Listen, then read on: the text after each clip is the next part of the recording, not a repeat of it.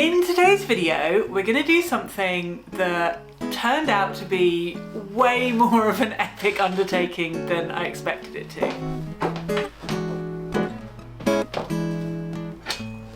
Nobody told you about today. So in a nutshell, what I'm trying to do is I'm trying to translate the colour palette that I use in my acrylic final work into the dry media and the watercolours and things I use in my sketchbook, so that I have that sort of shorthand accessible to me moving forward. I'll take you through what I did and how I did it, and then I'll debrief you at the end the results of what happened. And there were a few surprises, there really were.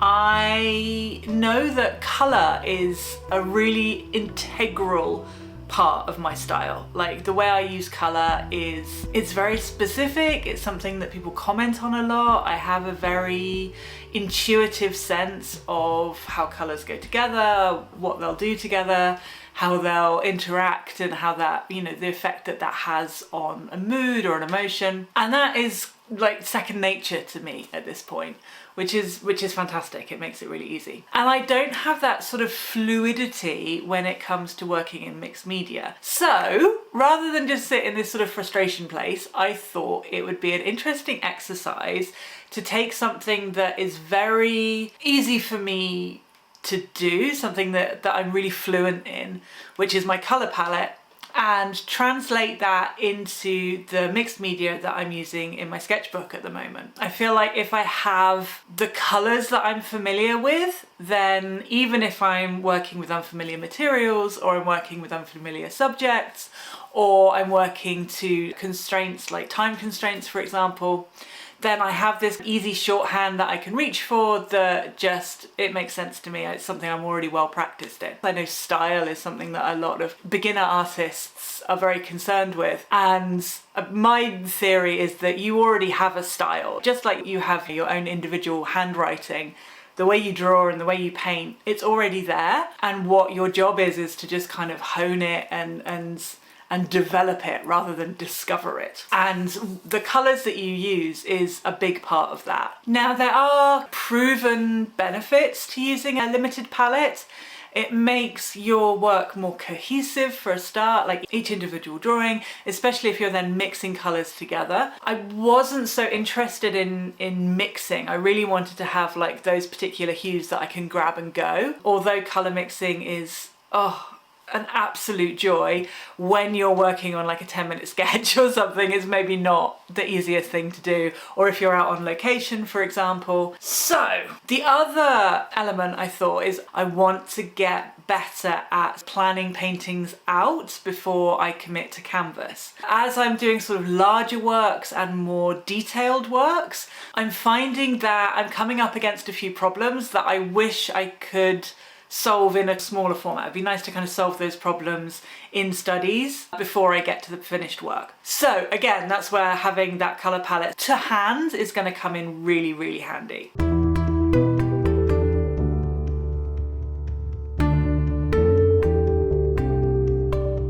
My first job was to identify the colours that I use most frequently in my finished paintings. I took the photographs of my finished work and I uploaded them into an app called Coolers, which basically generates colour palettes from photographs. Now, the ones it generates are a little bit odd sometimes, but what you can do is you can choose how many colours you want to pick out, and then you can choose which colours that you actually want by moving little sliders around. What I tried to do was to get some of the hero colours, you know, the colours that I'm naturally drawn to, the colours that I can say, yes, I use this, I use this, I use this. But I also wanted to make sure that I was getting in the neutral colours that I use a lot, and also a good value range, so a good range from lights to darks, and make sure I wasn't just picking like the mid-tone colourful colours that I love. And that threw up some really interesting discoveries. There's a few colours in there that I would never have said, oh, I use this colour a lot, but but they came up in almost every single painting. And I've been doing this for decades and I'm still finding it like, oh, interesting. I think because I use colour so intuitively, I've never really stopped to sort of analyse what my colour palette is. So to have that information, it's been eye-opening. So I took about 25 paintings into this Coolers app and pulled out the colours from them. I tried to not go above 8 colours per painting. Sometimes that was 10, sometimes that was 6, but I tried to keep around 8. And then I got out my big girl paints, my acrylics that I use for the final work, and I started swatching those colours in paint. And whilst I was doing this, I had sort of half an eye on the palettes that I had generated digitally, and half of it was just pure muscle memory. So the mixes that I go to a lot, the colours that I use straight from the tube, the way I pull my palette together and mix as I'm actually painting a real painting. Once I'd done all the swatches, I cut them all out into these little swatch cards, and that left me with this absolutely beautiful spread of colours that I use a lot. Now there are an awful lot of colours here, so obviously that's not going to be wildly helpful. I wanted to narrow it down, so I just had a few in each sort of hue. So a couple of reds, a couple of oranges, a couple of yellows, a couple of greens, a couple of blues, blah, blah, blah. Just so I'm not kind of faced with this paralysis of choice. Now, narrowing the colours down was really, really tricky. And I'll talk you through some of my process for how I narrowed those down here. What we're going to do is I'm going to go through each sort of colour family and I'm going to try and narrow it down. This is going to be really tricky when we come to the greens and the blues because there are lots of them and I love them, and it's going to be really hard. With the warm colours, I don't tend to use them so frequently, ironically. Although my paintings generally are very warm, I actually do that with a very few colours, so that's nice. This is going to be really tough, but we're going to start with these reds. Now, these are it's fairly obvious that these two are quite similar. This one is one of my favourites, that sort of orangey, vermilion sort of tomato red, so that's absolutely going to stay. These two are very, very similar. They actually look quite orange on camera, but this one has more blue in it and it's more of a sort of carmine colour. So that makes that really easy. This one can go back in the pot. So we've got warm red and we've got cool red. Brilliant. Maybe this will be easier than I thought. Now we're going to go for the oranges. We have a lovely sort of pale clementine colour here, which is sort of a paler cousin to this one. Then we have this really dirty orange here, and we have these two kind of burnt oranges, quite nice and deep. I think having the pale clementine is going to be a good option, which means that we can discard this darker one. I love this colour, like this orange. You'll see it so many times in my paintings. I love to pair it with like a teal like that, or a really rich sort of dark green like a viridian. I love it with this red, purple, and like a periwinkle blue. Oh, it's one of my favourite colour combinations. So this one has to stay, which means that this one, I think we can let go of that. And then this one is a dirtier orange. I think that's a really nice selection there. A nice light, bright clementine, a darker sort of deep orange, and then a dirtier version. Okay, now we've got the yellows.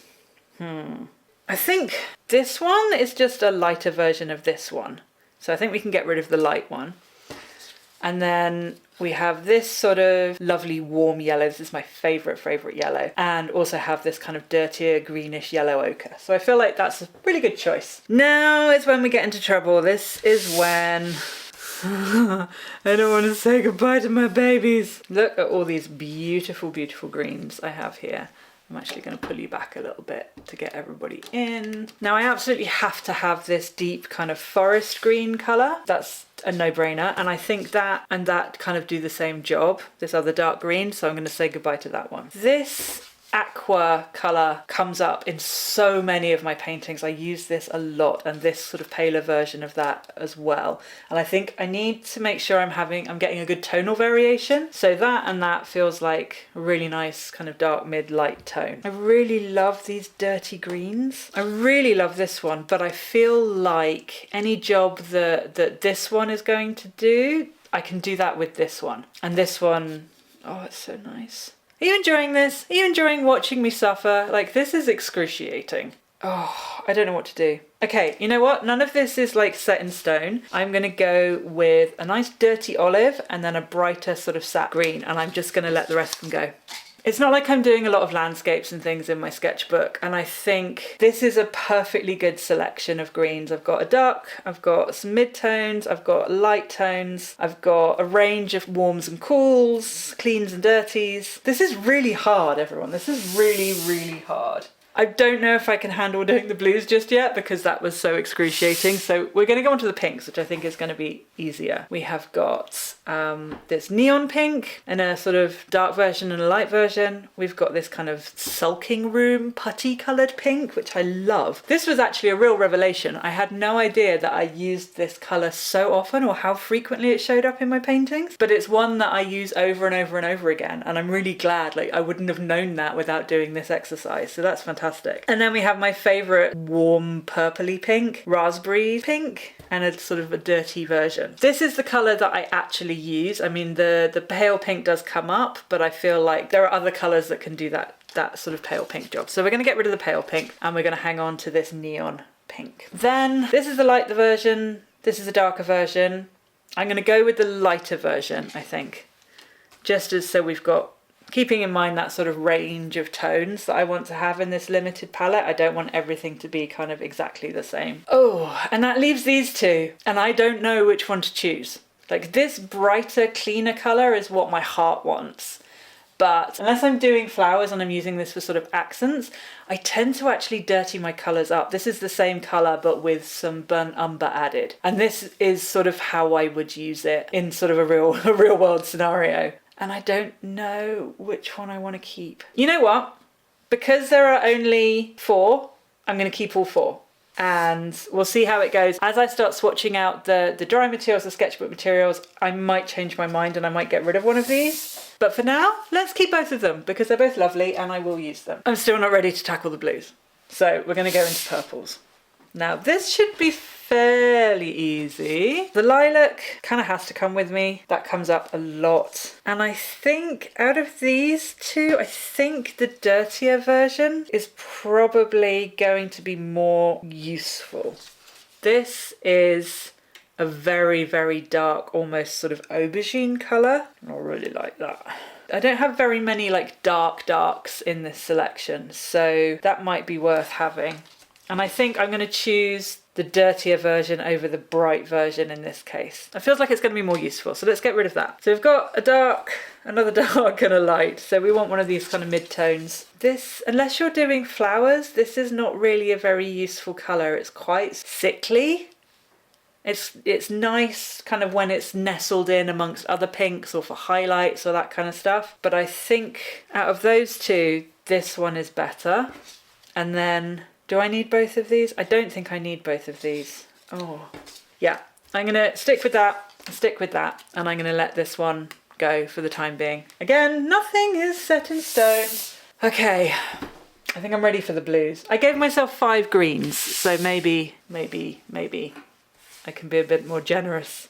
And there are actually some greys in here. So I think both of these greys, sort of a Payne's grey, and then more of a mid-tone warm grey. I feel like they're both super useful. So I'm going to say yes to both of those. The sort of tealy blues I use a lot, but I think I use the darker one more than the lighter one. So let's let that go. We'll keep that one. The periwinkle blue is an absolute yes. I use that all the time. So we've got like an ultramarine, like a Prussian blue sort of thing, and then a sort of grey blue. I do like my blues with a bit of grey in them. But this is the best dark blue ever. If I'm going to have a dark blue, it's got to be that one. And if I'm going to have a grey blue, I think I'd rather have this one. So those two can both go. Okay, I'm getting good at this. Then we have this sort of greyish sea green, this very light, and this bright blue. I don't feel like this bright blue is super useful. I feel like I can use like the periwinkle or the grey blue to do the same kind of job. And if something wants a pop, then maybe I go with like a pink or one of those greens. And then I think this one and this one, this is again is a lighter version of this, and I think I can probably do without. I have a green that I've already chosen, which is quite similar. Oh, look at me, I am so brave. I'm so brave. This one is, for the sake of tonal variation, if we're looking at like sky colours or, yeah, I feel like that's useful. So that's 7, but technically 2 of them are greys. So I'm going to let myself have it. That's 5 blues and 2 greys. This is still a lot of colours. I mean, let's have a look here. I have got rid of quite a pile. They look so pretty. I shouldn't look at them. Okay, now we're going to do browns. Now you'd think I don't actually use browns a lot, but you don't.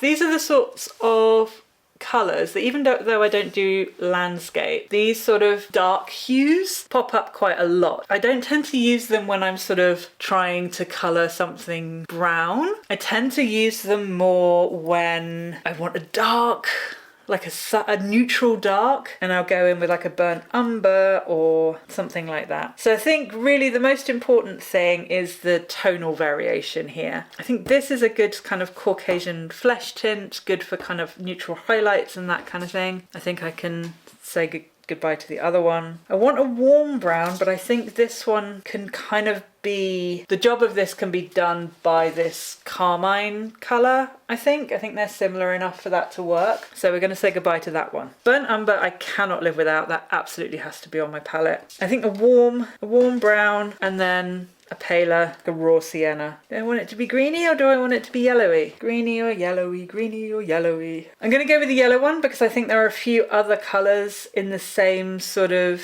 family. So they're a bit sort of dirty, and you see what I mean? They just kind of look really, really good together. So I think that's the one that is going to come with me on this next journey. Okay, so what have we got then? We have got, let's zoom you out. We have got our browns down here.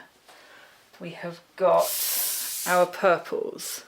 We have got our pinks. We've got some greys. We've got some blues. We've got some greens. We've got those yellows.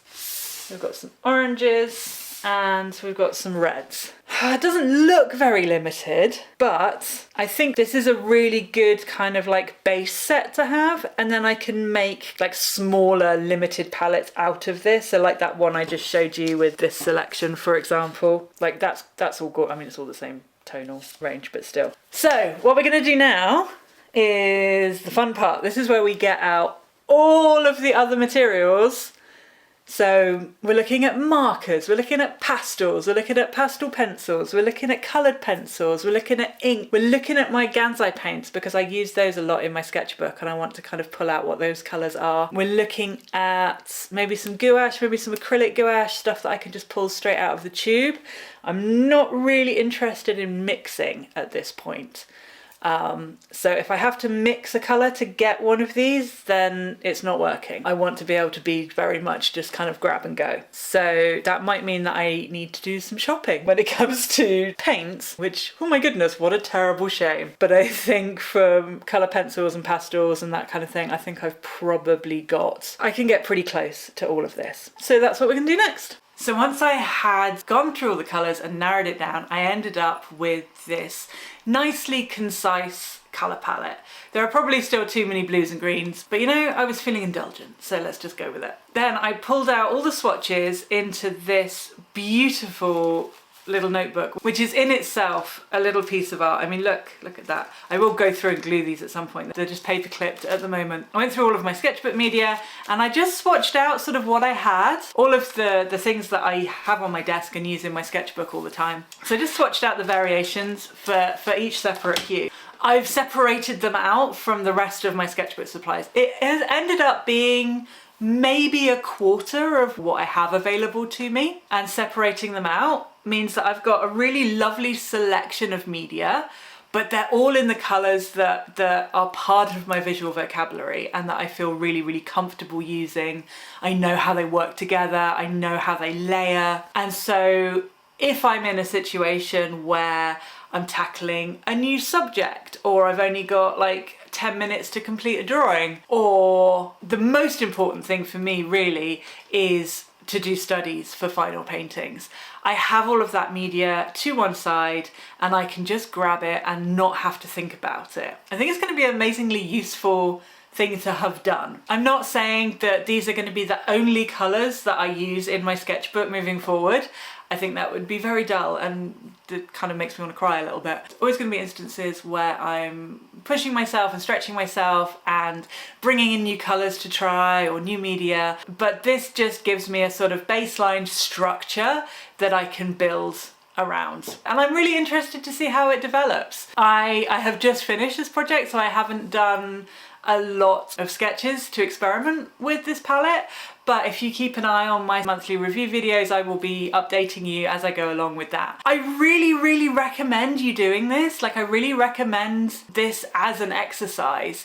If you're someone who is very intuitive in the way that they use colour, or if there are a certain set of colours that you'd reach for over and over again, having some kind of formal structure around that and really analysing what those colours are is really, really useful for sort of giving you a top-down impression. If you're curious about understanding more about your particular style, your particular way of making art, then this is a fantastic exercise.